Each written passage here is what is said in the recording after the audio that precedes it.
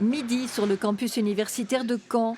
Ces chercheurs mènent une expérimentation sur des modes de scrutin alternatifs au scrutin uninominal à 2 tours, bien de chez nous. Pour l'essentiel, ce sont des étudiants qui se livrent à l'exercice. On leur demande de classer au moins 4 des 11 candidats à la présidentielle par ordre de préférence.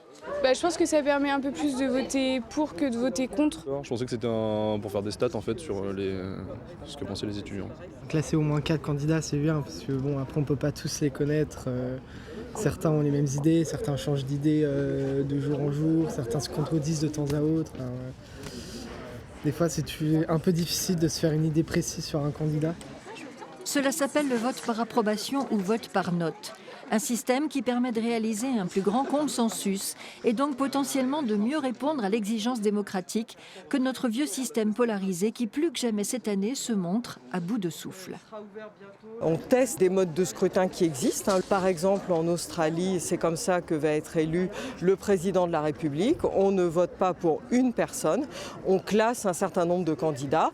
Si votre premier choix, finalement, a trop peu de voix, il est éliminé. Mais votre voix n'est pas perdue pour autant comme dans le scrutin uninominal, elle passe à votre second choix.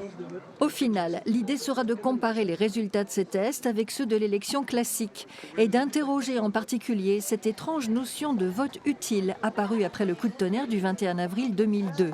Autrement dit, le mode de scrutin peut-il interférer sur le résultat d'une élection ?